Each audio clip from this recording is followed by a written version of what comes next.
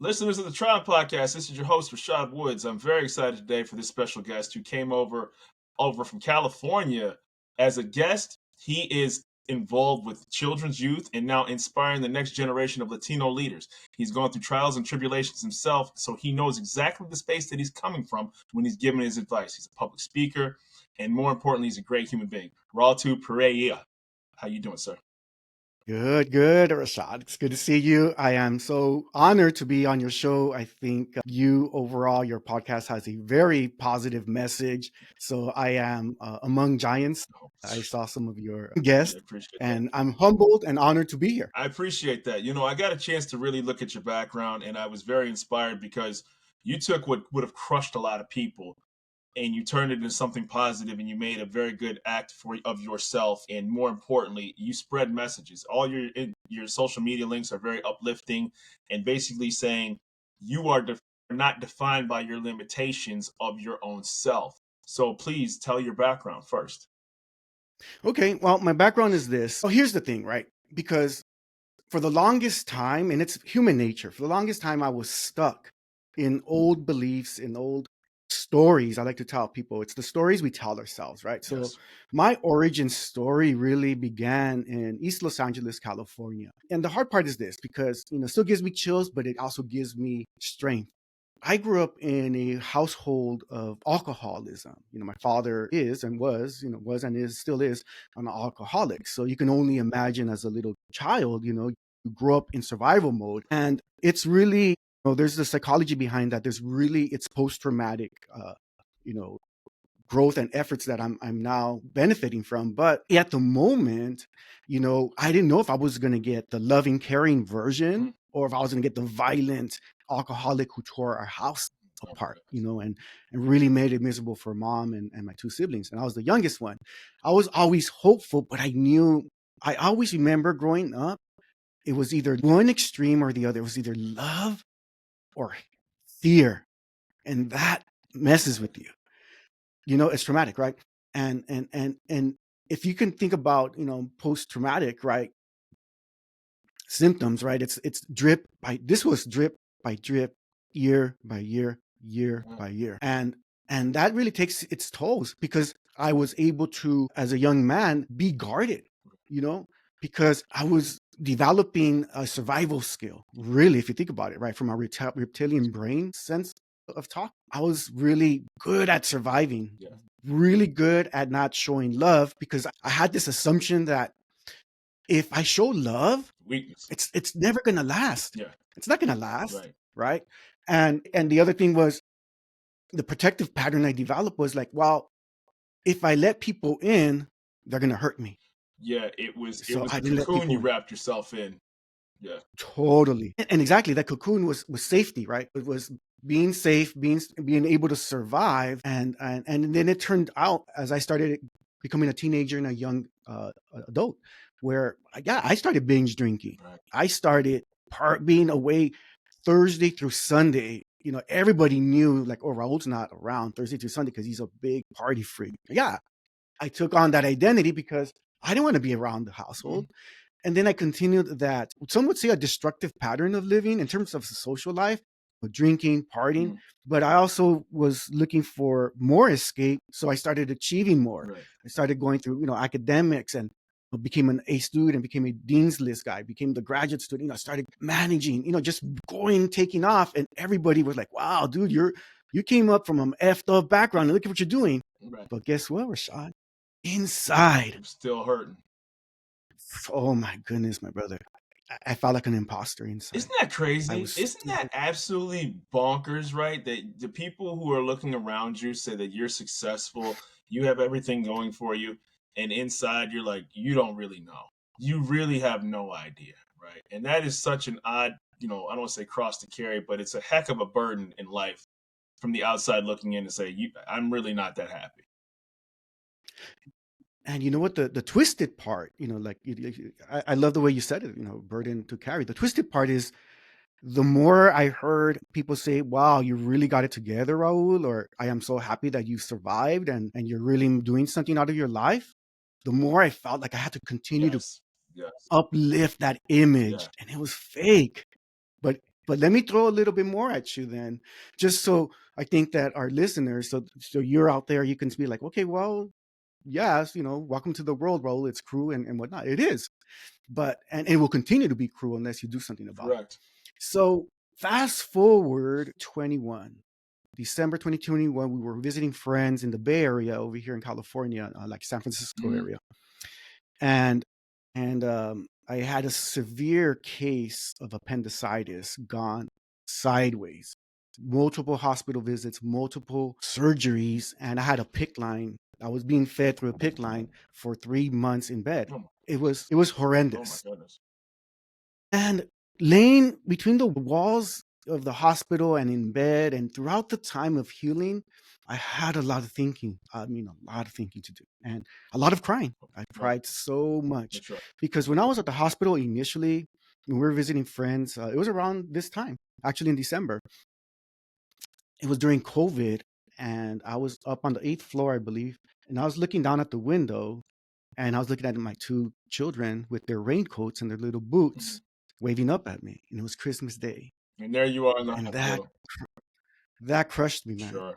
That day, Rashad, I was in bed, and for the first time, I just cried and didn't want to numb the pain. I didn't want to run away from it. Plow through And I it. sat with it. I sat with it.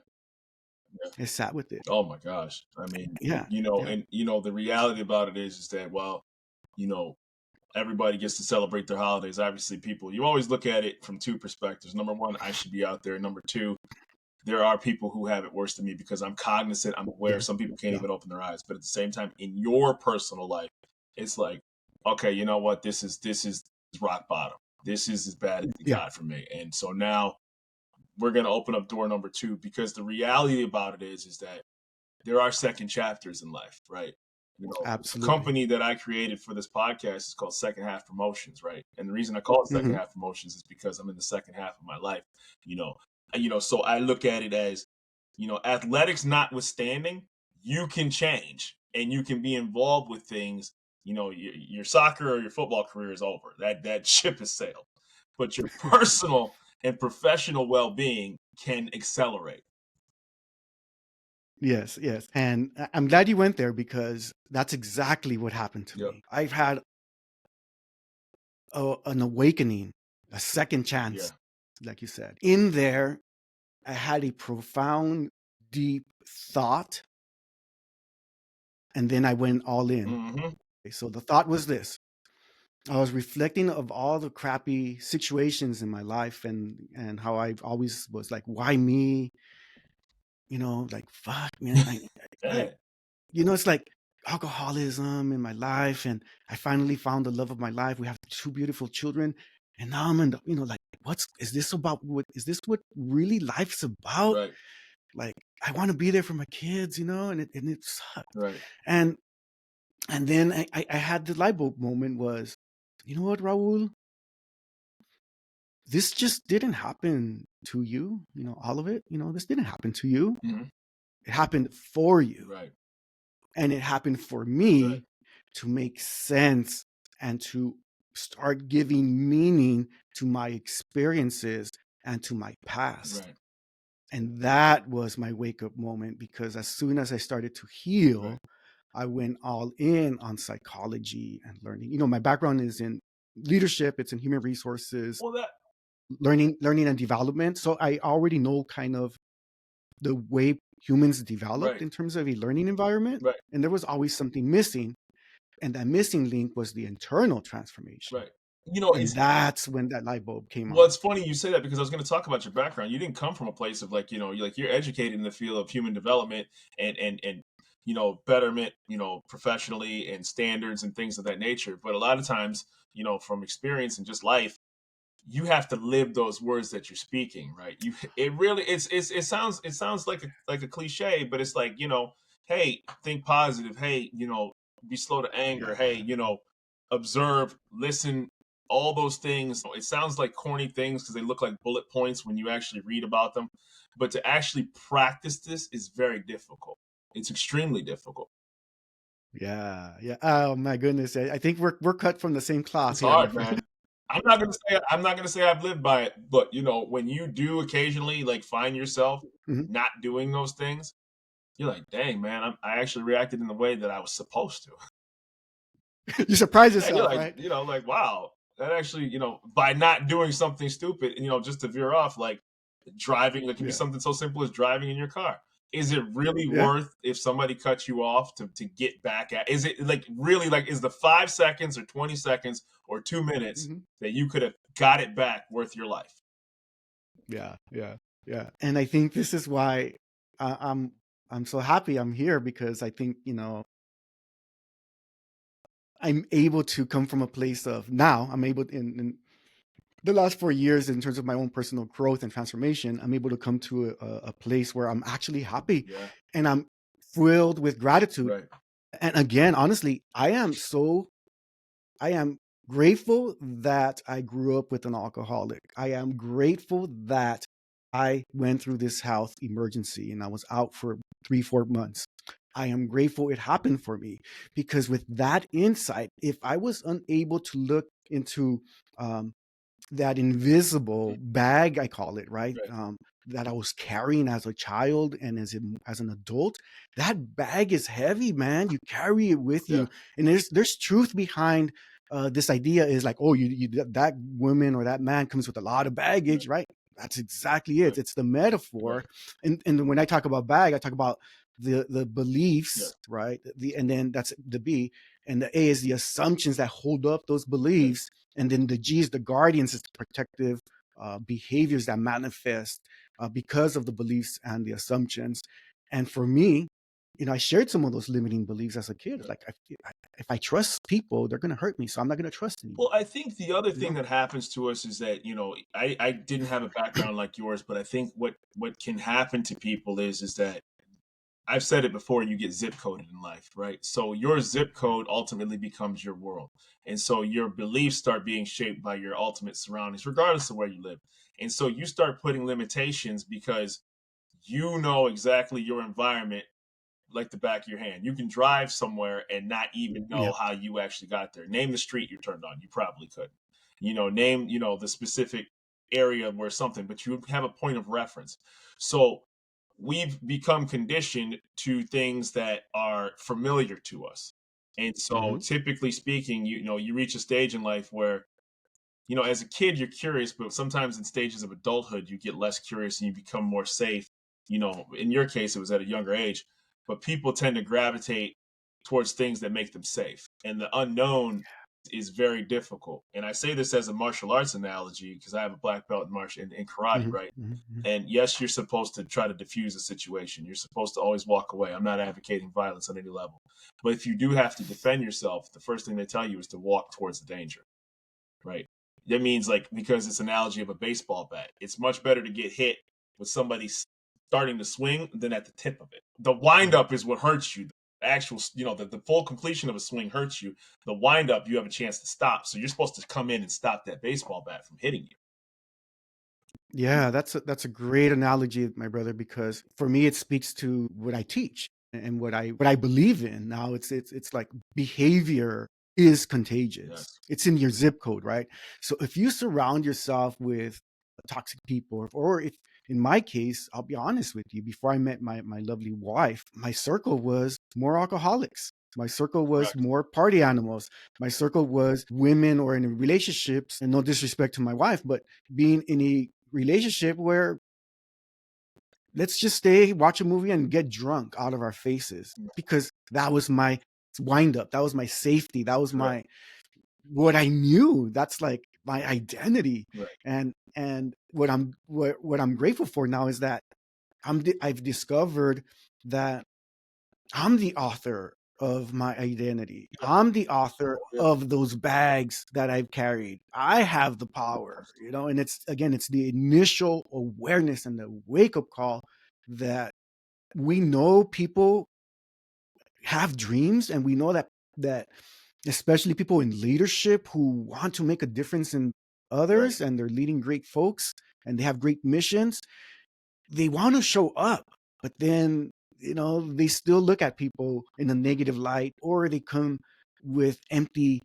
hearts or not necessarily showing up Right. as who they really are because they're not confident, because they have these stories, right? The wind up part. I love that analogy. It's like you have, you know, You got to plow through it. a condition. Yeah, being conditioned so much in your life that this is all you know. So this is how you're going to show Yeah, up. and I thought it was interesting when I was looking at your Instagram profile. You said, one of the ways you overcome is I belong in this room. I belong to be Yeah. sitting at this table. You know, Mhm. even the most confident, you've heard CEOs that'll say privately, man, I was insecure the first time I got into a leadership Yeah. position because I didn't believe that I belonged in that room. So sometimes what happens is that if you do come from humble beginnings, right? You look at people Mhm. who are successful, and then let's say you start breaking through, and you're in, you didn't. I don't want to bash anybody's background, but let's say you had to Mhm. really like get to a certain point to get in a certain room, and you're like, man, I didn't have a parent that was a VP or didn't have a parent that was at a high level, and now I'm in this room with all these smart people, so to speak, Mhm. and I Mhm. came Mhm. from East Los Angeles, and I'm like, am I Mhm. really Mhm. supposed to be amongst this group of people? Because like these are the unicorns, and you know what I'm saying? Like, people can have that, Yeah. right? Like, it's like if you didn't go to the prep school to get to the college, athletics, and then next, you were at smaller school, and you're like, am I really supposed to be here with all these preps kids? And Yeah. you can get secretly insecure about your own skill set. Absolutely. And I think this is why I'm so happy. Again, I'm so grateful because if I, if I don't have the awareness to look at my bag, right, look at my baggage, Right. and actually look at all the leaps and jumps and successes I've had in my life, that's the proof that I've done it before and that I can actually succeed in life and I actually belong. Because if once I am able to look at those stories that I carry with me in my bag and give them new meaning because it happened for me or it happens for you, then I'm able to say, yeah, I actually do belong. Right. I've made these these big jumps in my life, and I went to the schools, and I took my lickings, I took my I earned my seat at the table Yes. because this is my the record shows that I've done this. The problem becomes when our beautiful people, we're human, right? The problem becomes when we allow the old stories to hold us back, to keep us Oh, stuck, for sure. to and not really take that leap, or to stay stay continue to feel like a fraud. It's like I don't really belong Well, here, and that's when you get spiraled down. Well, I'm going to talk about your RTP learning in a minute, but it's almost like in martial arts, I would never learn from an instructor who never said they got their butt whooped. I would never personally, I could never train under anybody who told me with a straight face I never got smoked. I would be like, that's Yeah. because it's impossible. It's impossible. It is categorically, if you are an instructor and you are teaching, I don't care what style it is. If you say you Yeah. never got smoked, hey man, when I first got in, I thought I was athletic. Right. So it's like life. Like, you can coach people because you're not like, hey man, I didn't just put a plaque on a wall and take an online course and listen to YouTube and tell you a Uh-huh. bunch of Uh-huh. inspirational words. You could be like, listen, man, dude, I had an alcoholic father. I went through some, the proverbial S word, and I can tell Yeah. you from a pure place what the other side is like, and this is why this is Yeah. going to work for you to avoid that. So it's the same analogy, man. Don't tell me that you can instruct me in martial arts and you're like, yeah, I never got clocked and got my bell rung. It just doesn't work like that. It doesn't work like that. No, it doesn't. And I love it. And this kind of merges to my own my other lived Yeah, reality as a quote unquote yeah, professional working in human resources and what we call learning and development, and even teaching. I was teaching for about 4 years as an instructor, part time, right. but I always was in front of people in terms of teaching or training. And the part that you're talking about is a lot of people or a lot of CEOs or in leadership would say, "Here, Raul, just give me the shortcut, give me the quick fix, give me the checklist.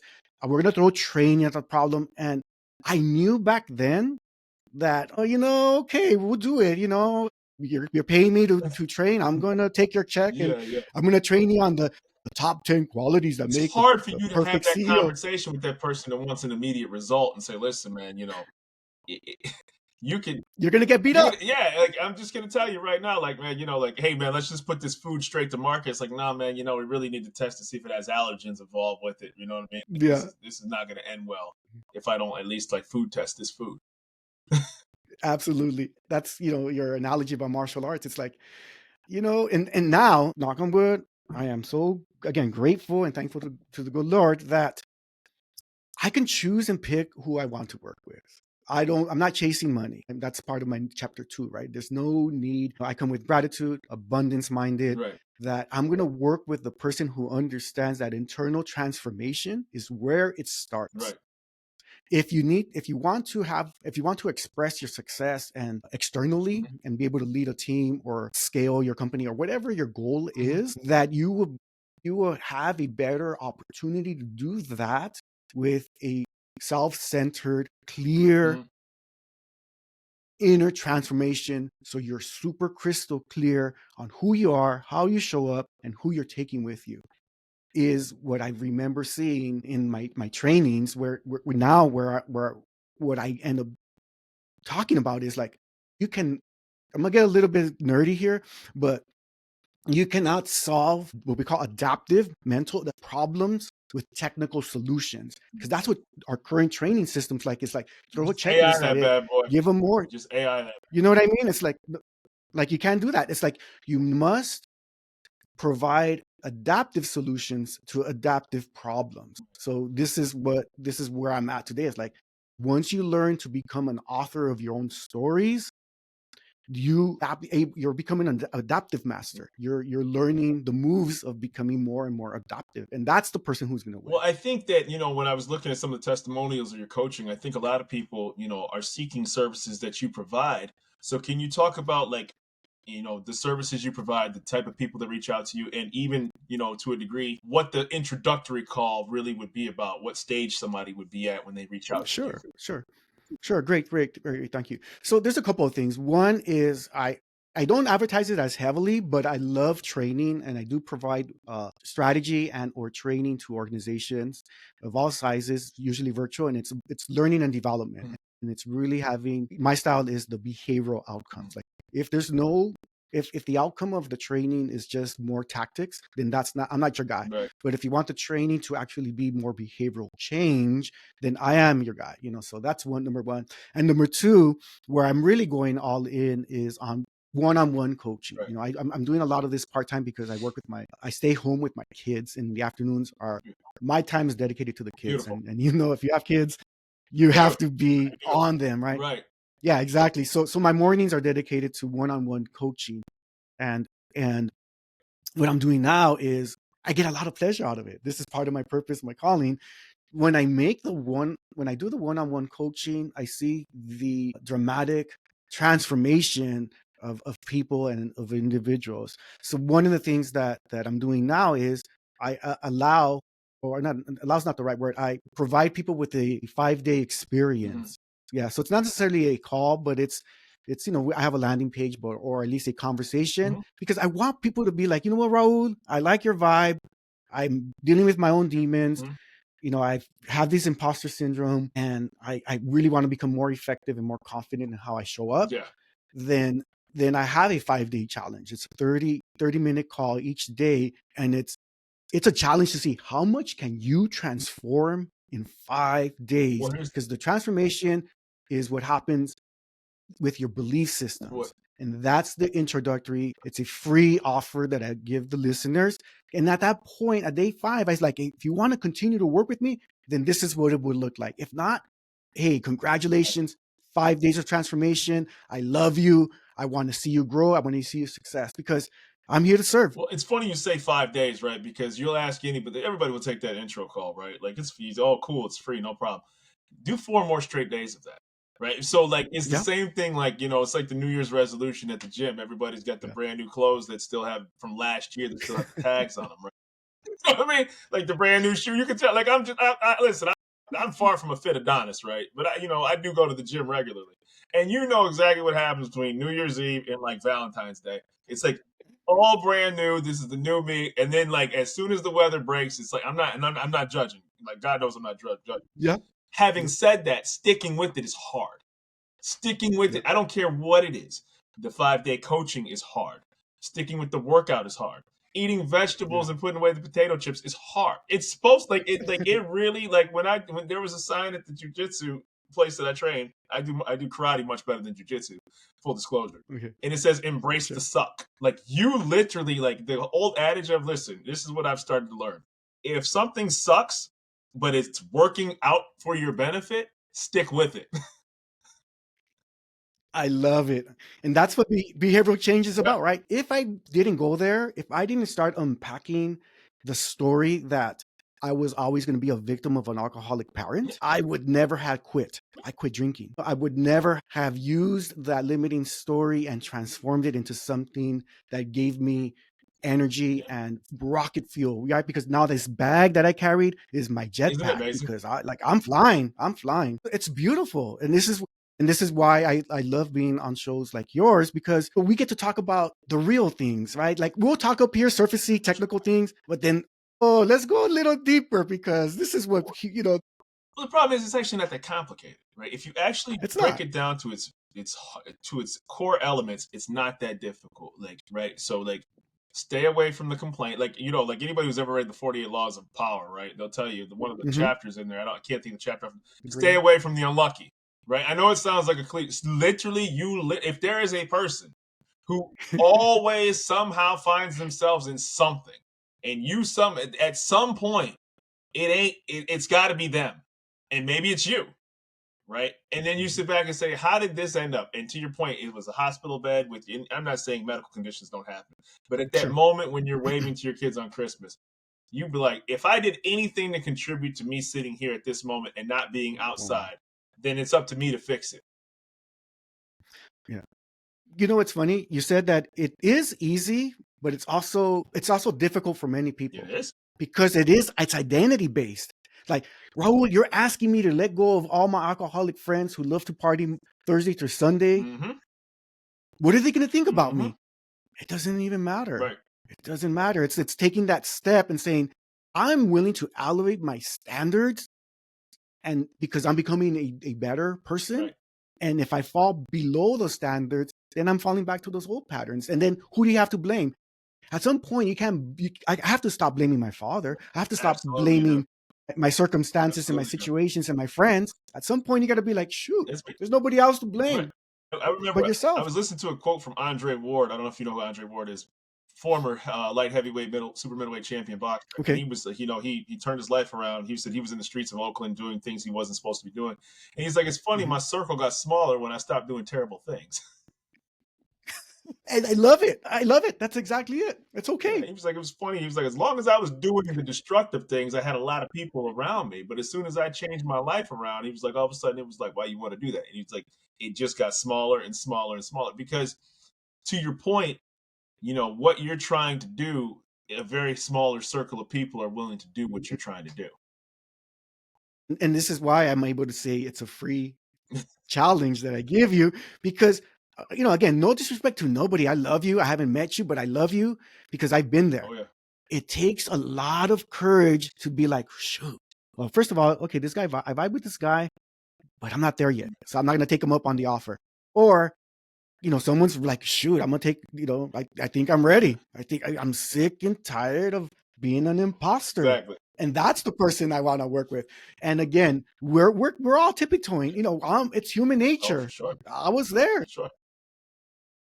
There's a difference between like, oh yeah, I know I have a problem, blah blah blah blah. Okay, there is a difference between being able to articulate that and acknowledge that, and then execute. Yeah, and listen, people are probably sick of hearing this on the show. I said I literally found out like I was active but not in shape because it finally took like the visual of what I actually look like to realize like you're not actually committed to getting yourself in the best shape possible because you still eat like trash.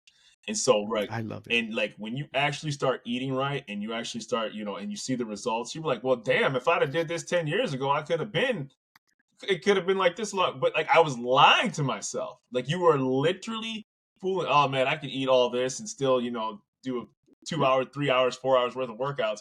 But I'll look a certain way as long as I turn in the mirror the right way. And you're like, nah, man, that ain't it. Like, no, you really do have to eat like avocados and eggs and almond butter and broccoli and cauliflower. Oh, man. It really is. And it sucks. Absolutely.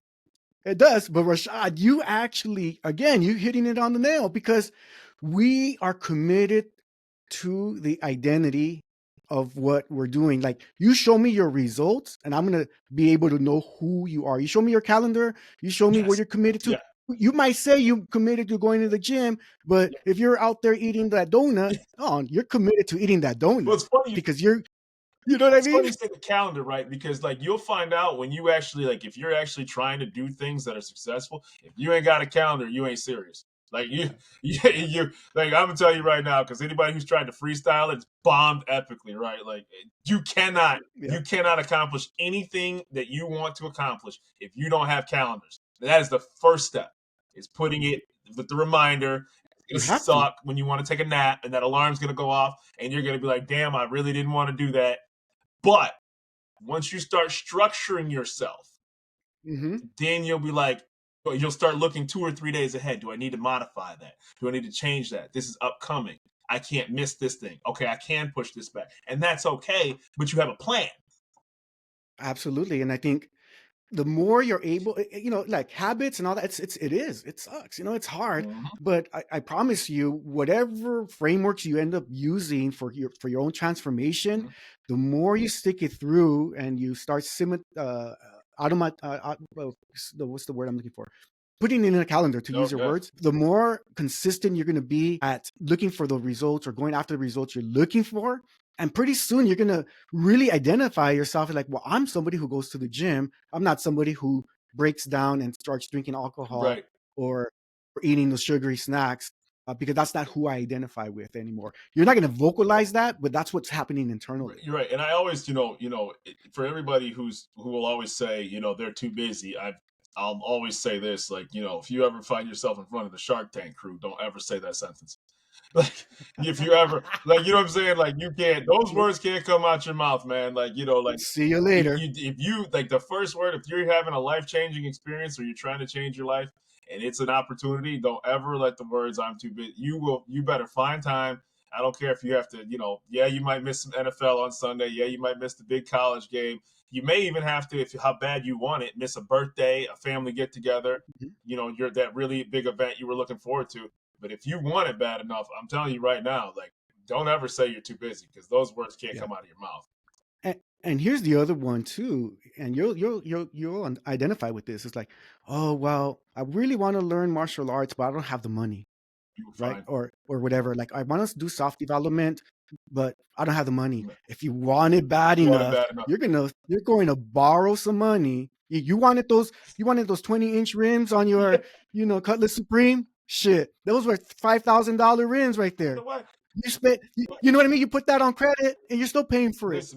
Like, that has nothing to do with your self-development. Right. The coach may say, listen, you're a good kid. I may need you to sweep the gym, right? Like, okay, like, I need you to show me your report card every single week. Here's my mom. I got to learn this, man. Like, and they'll say, okay, man, normally I charge this, but, now if you quit on me, then I'm going to have a problem. But if you stick it out, I'll work a deal out with you. You know what I mean? Like, it really, and that's one of the reasons why, when it came to this podcast, I was so adamant about talking to people like yourself, because these are the stories that don't make it on TV. These are the businesses that are in our stories in corners of the earth that I believe that were worthy of, my own personal interest in getting similar people like yourself on here.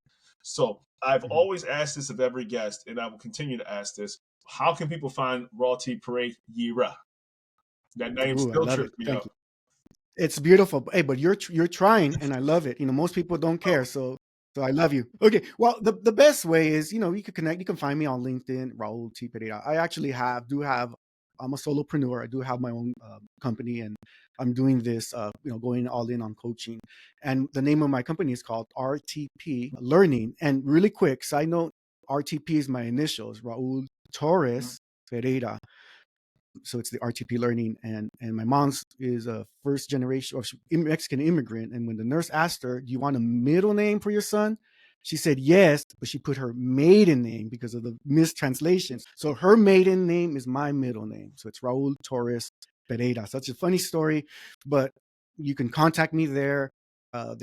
I have my challenge. If you're ready to do it, it's rtplearning.com/tiny, small challenge, TINY, tiny. If not, just reach out. I'm on social, I'm on LinkedIn, I'm on Instagram, I'm on Facebook. Raul T. Pereira. You could go to my website and contact me there. I would love to, even if it's just saying hello to me. It's like, hey, I heard you on Tron. Yeah. How's it going, Raul? Hey, let's connect. And that's what this is all about, the human connection, the human spirit, and the personal growth and connection. So I want to thank you for your time. I feel like I could talk to you for internally. Life has limits and times, unfortunately. Yeah, And yeah. so, but I look forward to following up and wish you nothing but continued success. Thank you. Absolutely. Thank you. Raul T. Pereira, thank you so much on the Tron podcast, sir.